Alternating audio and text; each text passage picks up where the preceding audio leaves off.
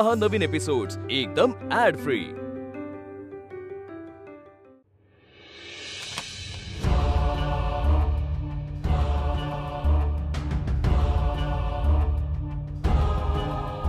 तुम्ही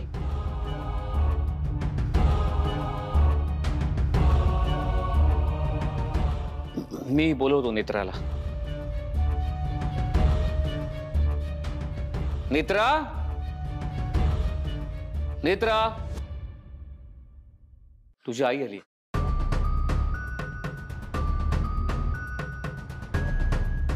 आई?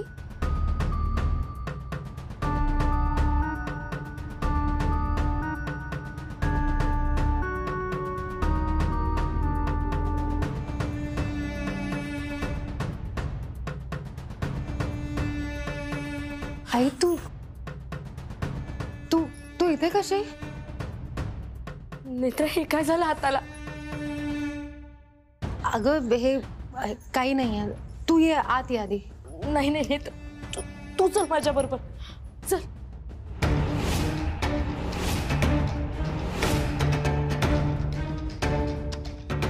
नेत्रा, मी काय बोलले कळलं नाही का तुला?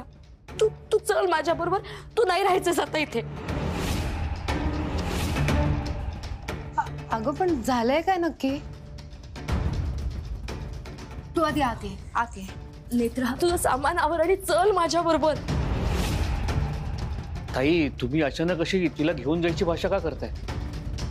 साहेब, मागे तुम्ही तुमच्या मुलासाठी आमच्या समोर हात जोडले होते, आज मी हात जोडते। यापुढे नेत्रा इथे नाही राहू शकत, ती नाही राहणार इथे।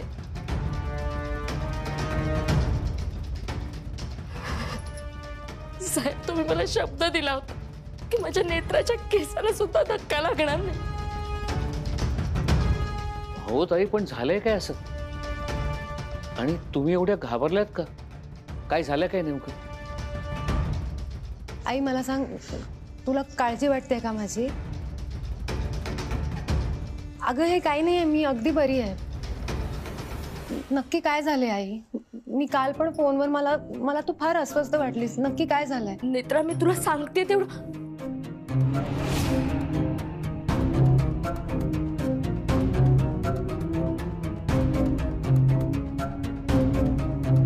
त्या घरावर कोण विघ्न आणतंय, हे सगळं कोण करतंय, हे सगळं माहित असून सुद्धा मी काहीच करू शकले नाही। बाकी माणसं खूप चांगली आहेत, फक्त त्या रुपाली बाई साहेब आहेत ना, त्या असं वागतात। अगं रुपाली, अरे वा, नवीन कामवाल्या बाई आल्या। तुम्ही बोलवल की तू बोलवलंस नेत्रा? रुपाली ती नेत्राची आई आहे।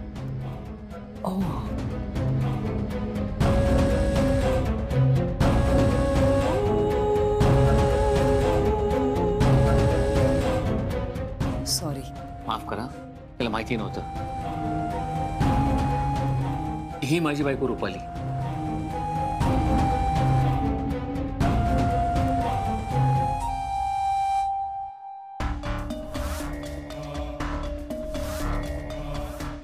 आई चल आपण आज जाऊन बोलूया।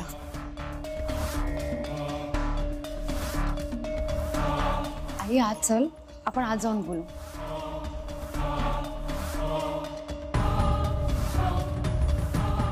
ही नेत्राची आई अचानक कशी काय आली?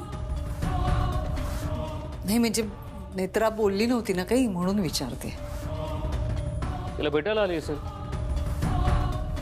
कित्येक दिवसात नेत्रा घरी गेली नाही ना। हरकत नाही,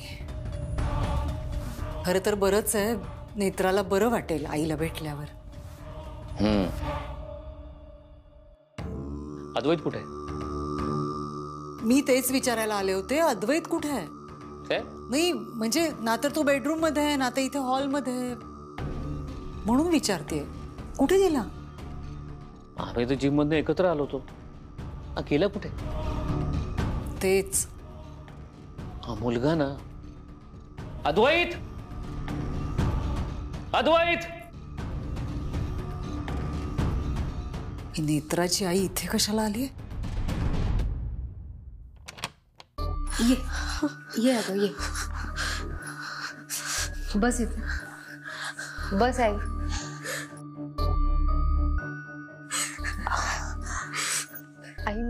मला नीट सांग नक्की काय झालंय. का रडतेस तू एवढी. मला सांग तू अचानक कशी काय आलीस आणि बाहेर असं का म्हणत होतेस की तू मला इथून घेऊन जायला आलीस. काय झालंय नक्की. नेत्रा तुला देवी यायचं वरदान आहे ते कोणाला सांगू नको असं मीच तुला सांगितलं होतं ना ग. नेत्रा माफ कर मला पण मी सगळं त्यांना सांगून टाकलं. नेत्रा आता तुझी देवी आहे तुझ्यावर चिडेल तुला तुला त्रास होईल नेत्रा. आई तू थांब.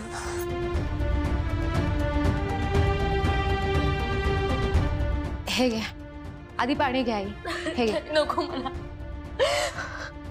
आई मला नीट सांग नक्की काय झालंय. हा कोणाला काय सांगितलंयस. नेत्रा तू चल चल माझ्याबरोबर आपल्याला निघायचं आपल्याला बेळगावला जायचंय. नेत्रा तू आई काय तुझं सामान कुठे तू चल. बेळगावला म्हणजे. नेत्रा इथे तुझ्या जीवाला धोका आहे मी जाताना सगळं सांगते तुला तू चल माझ्या बरोबर. आई पण आई मी हे घर कसं सोडू. का नाही सोडू शकत तू हे घर.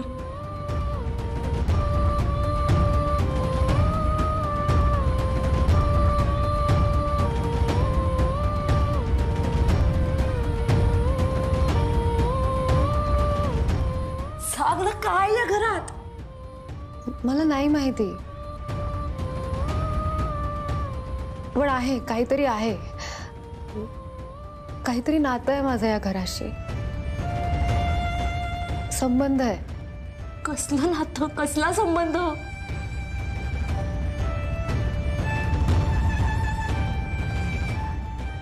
मला नाही माहित गाई. मला नाही माहित पण मी जोडले गेले या घराशी. नेत्रा नेत्रा ग 4 महिने झाले तिथे येऊन फक्त तुला. नातं बितं असं काहीही नसतं. अगं इथे राहिल्यामुळे तुझ्या जीवाला धोका आहे आणि आमच्याही.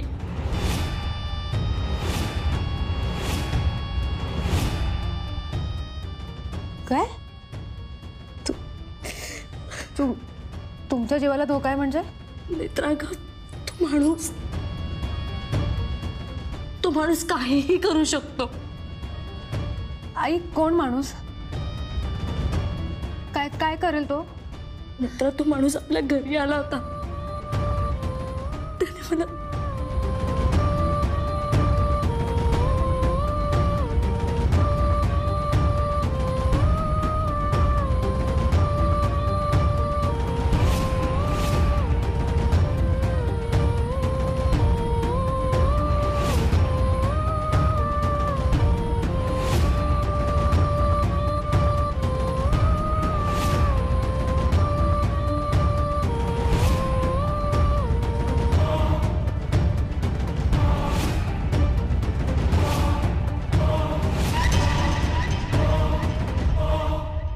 अद्वैत ठीक आहे हा मुलगा. शेखर काय काय झालं.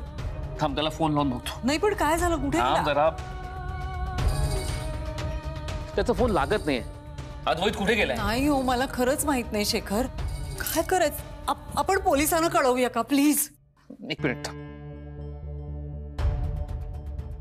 शेखर लागला फोन.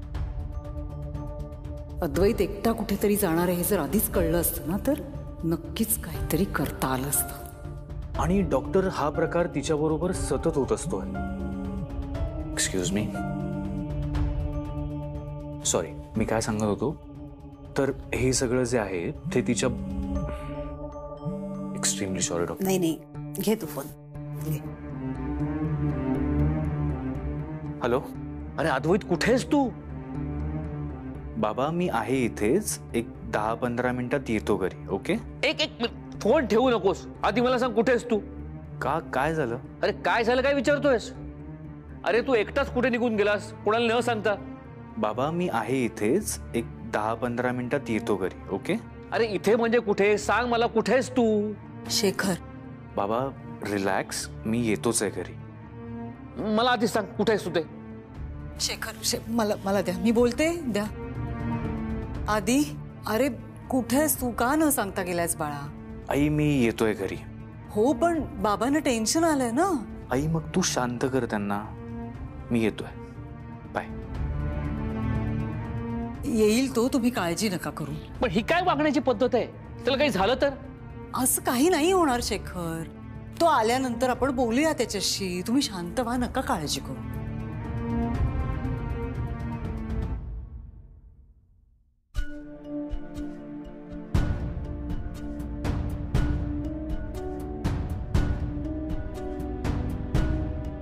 नेत्रा,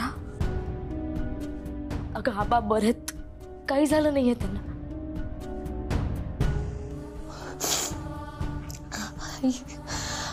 आईला की कोण होती ती माणसं? नाही माहित, पण गावातली नक्कीच नव्हती. मग कोण असेल? नेत्रा, तेच कळलं नाही ना ग. अगं आई, अगं मग तू आबांना सोबत का नाही घेऊन आलीस? त्यांना तिकडे एकटं का सोडलंय? नेत्रा ग, मला तुझी काळजी वाटत होती म्हणून मी आले. नेत्रा, त्या माणसाची मजल एवढी पुढे गेले की ना, तो काही करू शकतो. तो आपल्यावर लक्ष ठेवून असेल. मला खूप भीती वाटते नेत्रा, खरंच खूप भीती वाटते. माझं चुकलं आई, माझं चुकलं. आई काय करतेस तू? नको, असं नको करू, नको करू. तू शांत हो, शांत हो, शांत हो. मी बघते काय करायचं. तू थांब, मी आलेच. काय नाही, नको ना जाऊस तू नको जाऊस. मला भीती वाटते. रुपाली पैसे नाही. आई ऐक माझं. तू आधी बस इथे शांतपणे. बस.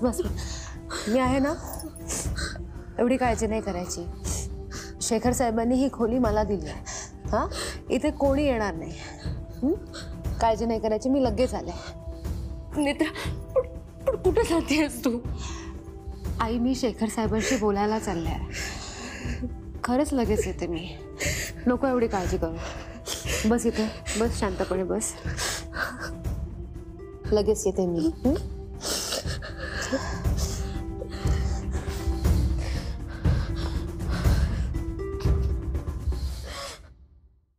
अद्वैत, तू जे काही वाचलंयस किंवा तुला जे काही जाणून घ्यायचंय ना, ते पॅरासायकोलॉजी जवळ येतं आणि मेडिकल सायन्स त्याला मान्यता देत नाही.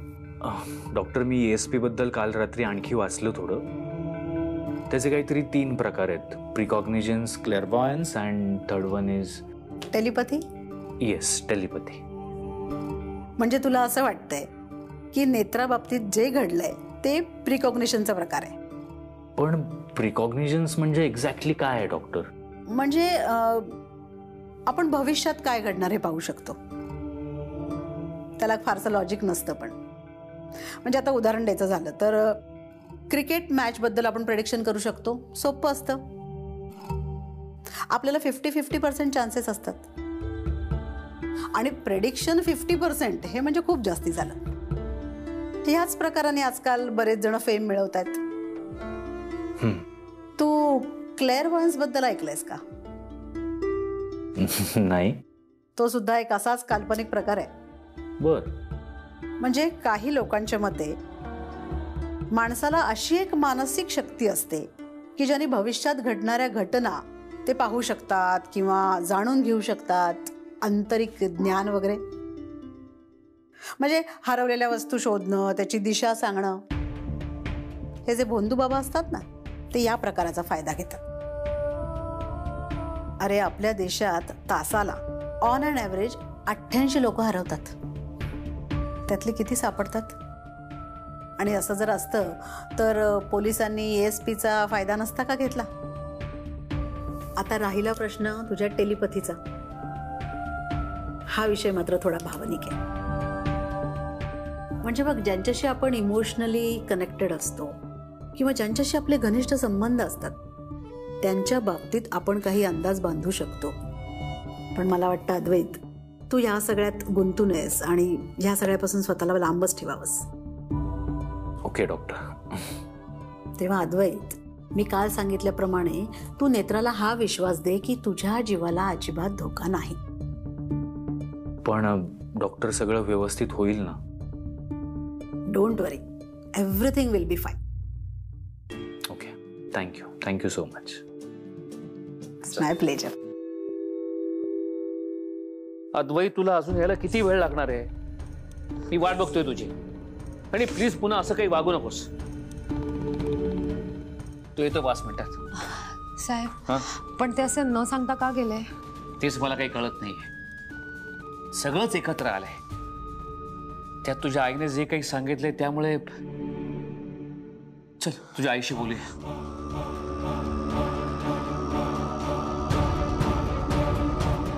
यांचं नक्कीच काहीतरी शिस्त आहे. नेत्राची आई इथे कशाला येईल? काहीतरी गडबड नक्कीच आहे.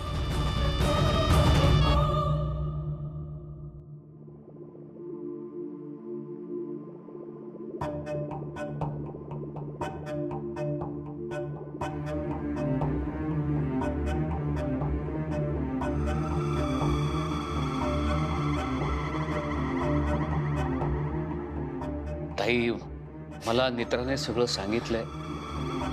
तुम्ही काळजी करू नका. मी बघतो काय करायचं ते. काय करणार आहात साहेब तुम्ही? ते लोक कधीही येतात, जीवे मारण्याच्या धमक्या देतात, गळ्यावर सुरा ठेवतात. नेत्रा तू चल, आपल्याला निघायचंय. सामान भरवलं. आई, अगं ऐक तरी. एकदा ऐकून घेऊया का शेखर साहेब काय म्हणतायत ते? हा,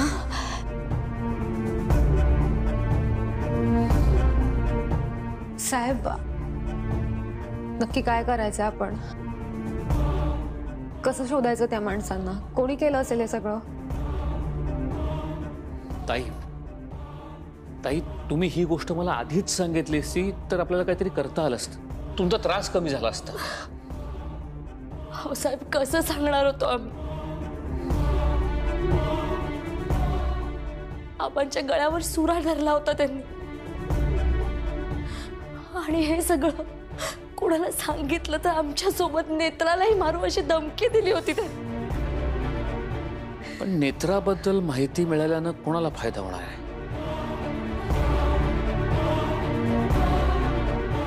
तुम्ही काळजी करू नका.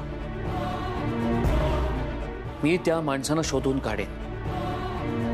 हवं असल्यास आपण पोलिसांची मदत घेऊ. पण साहेब, आपण त्यांना ओळखायचं कसं?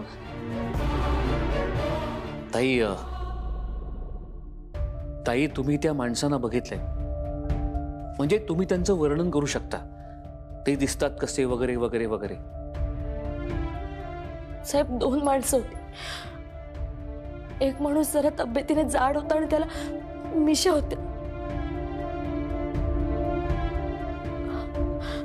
आणि दुसरा माणूस लांब केसाचा होता.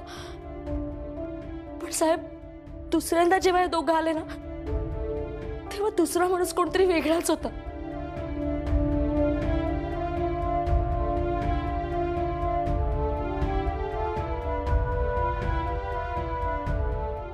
तुम्ही हे जे वर्णन करताय ते तुम्हाला स्केच आर्टिस्ट समोर करायचंय आता.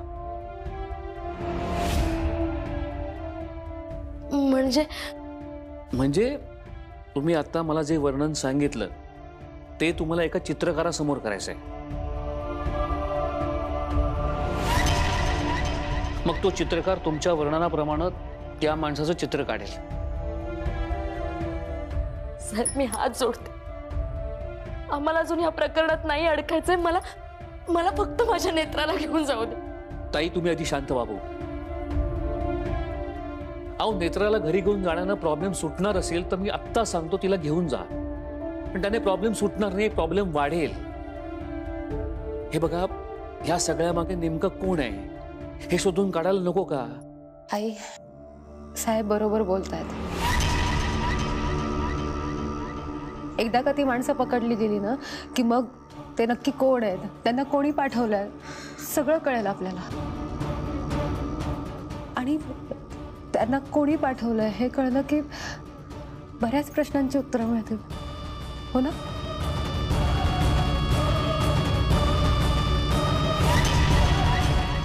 म्हणजे अनिलचं चित्र आता सगळ्यांसमोर येणार. आता काय करायचं?